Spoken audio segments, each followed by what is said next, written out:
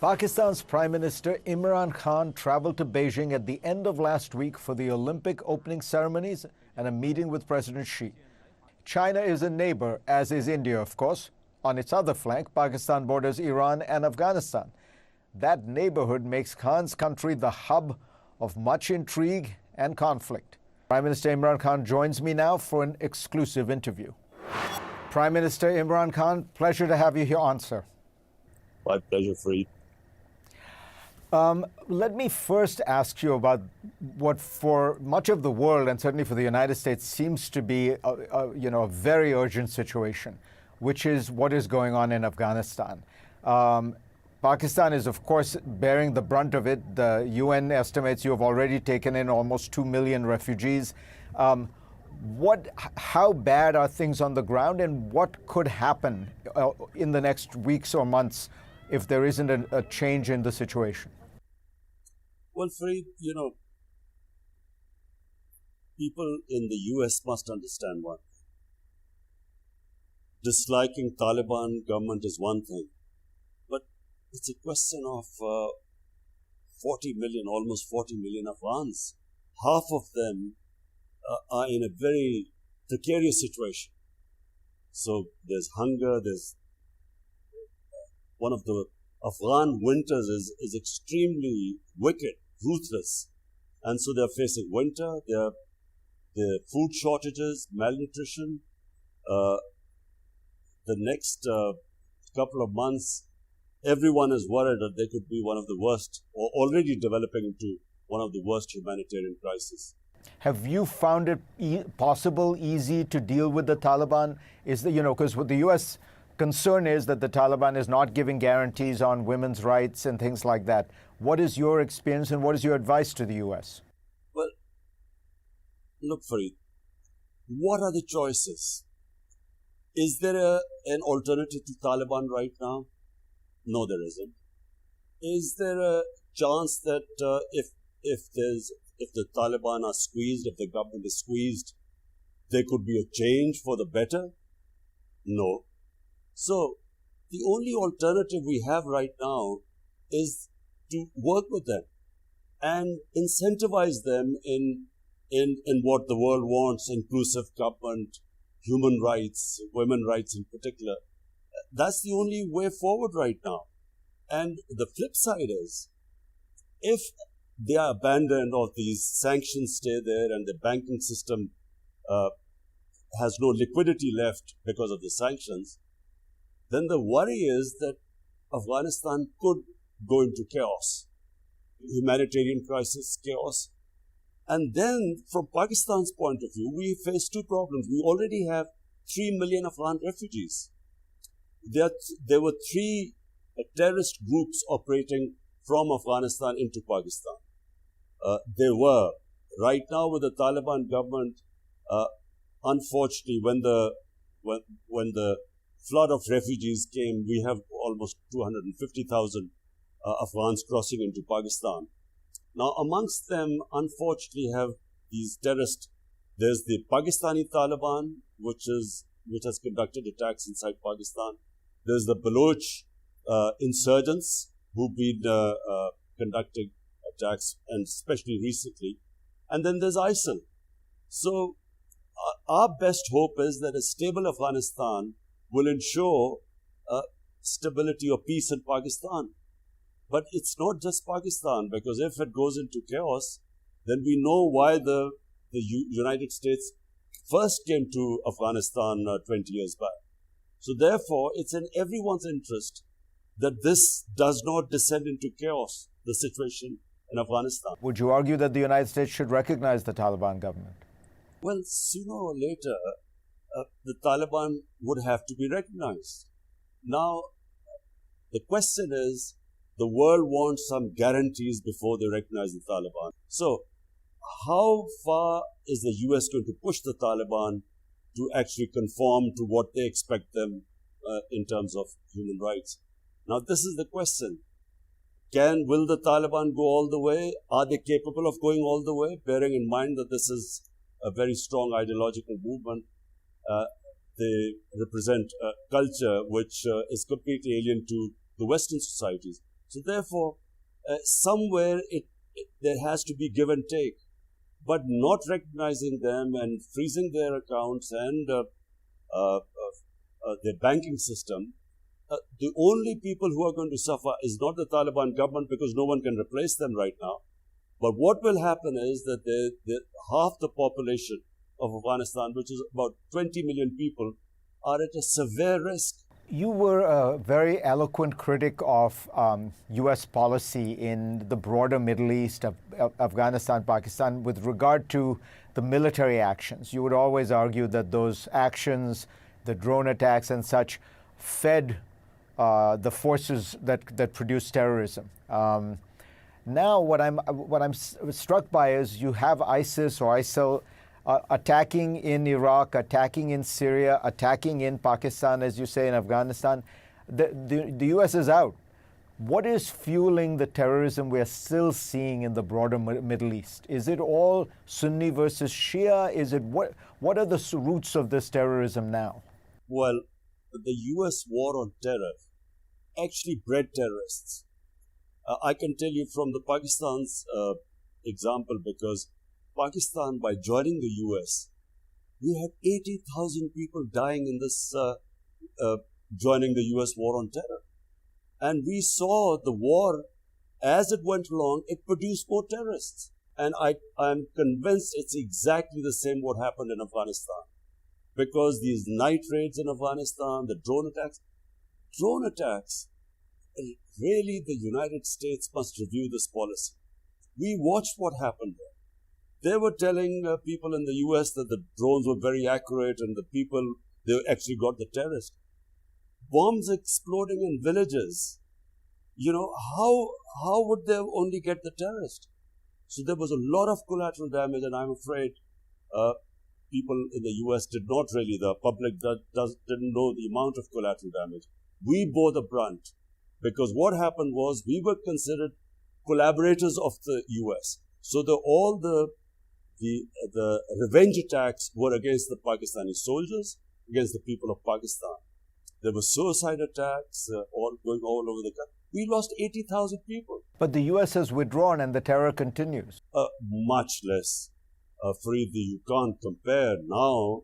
I mean, during the height of this war on terror, Islamabad was a fortress. I mean, you had suicide attacks going everywhere. So, compared to what used to happen now, terrorism is almost insignificant now. Prime Minister, you're just back from China, and I want to ask you, you have strongly supported China, including in its actions in Xinjiang. You're the leader of one of the largest Muslim countries in the world. The United States, United Kingdom, Canada, Australia, as you know, have boycotted the Olympics diplomatically because they say China is engaging in what they term a cultural genocide against Muslims in Xinjiang. Do you see it differently? Fareed, firstly, we had our ambassador, Abinul Haq. He went to Xinjiang, and according to his observations, the picture is not what was being portrayed on the Western media. But more importantly, from our point of view in Pakistan, Kashmir is a disputed territory between Pakistan and India. Over the last 35 years, approximately, the figure varies, about 100,000 Kashmiris have died. Since 5th August 2019, the Indians have revoked the status of Kashmir, which unilaterally, which is, according to the United Nations Security Council, a disputed territory between Pakistan and India. There are extrajudicial killings going on. There are no rights there. There's clampdown there. There are 800,000 Indian troops in the Kashmir Valley. Now, I find it very difficult that there is hardly any indignation about what is happening in Kashmir compared to what is happening or what they say is happening in Xinjiang. So that's where I disagree with this. We as Pakistanis feel very strongly that this should be even-handed. Yes, if firstly, Kashmir is different because it's disputed between Pakistan and India, confirmed by the United Nations Security Council resolution. So for us, this is the immediate issue right now. And I'm afraid it just doesn't get the attention it deserves. Are you saying that the treatment of Muslims in Kashmir is worse than the treatment of Muslims in Xinjiang? There would be absolutely no comparison. And I only have one source, and this is our ambassador in China, who's compared the two. There is no comparison there. I mean, in Kashmir, what is happening is criminal. But whatever is happening in Kashmir, do you condemn what is happening in China to Muslims there? If I believe the Western media, unfortunately, right now, Fareed, we are sadly, and I hope it doesn't happen, we are heading towards another Cold War. And we all know once, these sides are taken, then do you believe which side do you believe? Because two sides are completely different. What China is saying is completely different to what the US is saying, or the Western media is saying. So who do you believe? That's why we asked our ambassador to give us his opinion. And it's not, what is appearing in the Western media. But my point is that right now, what should not happen is that we should not be heading towards another Cold War. And because then there's a lot of propaganda involved and you don't know what the truth is. Let me ask you about relations with India. This is a topic everybody in the world is concerned about because, of course, both India and Pakistan have nuclear weapons. Do you see any prospect for a greater degree of peace, better relations, more trade, more tourism, all the kind of things that would lift the economies of both India and Pakistan? Well, Fareed, as you would know, I'm probably one of those Pakistanis who knows India and understands India much more than, the rest of my own countrymen and probably all over the world. And so because of my friendships in India and my relations with all sorts of, whether it was media, it was politicians. So the moment my government came into power, the first thing I did was reach out to India. And I said, look, you come one step towards us, we'll go two towards you. And our only issue is Kashmir. And we should solve it like good neighbors on the dialogue table. But unfortunately, there's a tragedy unfolding in India. An ideology, the RSS ideology has taken over India. And we all know, and right now we have this, we are in this day of information technology. All you have to do is Google who were the founding fathers of RSS, which the ideology that rules India right now, and who were they inspired by, by the Nazis. This is all, what I'm saying can easily be verified. So it's a racist ideology which has taken over India. Remember, 3 times the RSS was considered a terrorist organization, an ideology that assassinated the great Gandhi. So therefore, it's very difficult to come to terms with this ideology. And, my experience has been, I tried everything, we made overtures, but unfortunately, how do you deal with it? An ideology which is based on hate, racial superiority and hate for Muslims, minorities, Christians, and of course, Pakistan. So we haven't made any headways. But my worry is, Fareed, what is going on in India right now is much, much more damaging for India than for Pakistan right now. We just have our relationship as frozen. But events in India and the India I knew, I think it's of great concern. In the atmosphere you're describing, though, one does worry. One terrorist attack, one miscalculation on the border could spiral out of control. Does that worry you? Yes. In fact, I went to my first speech in the United Nations.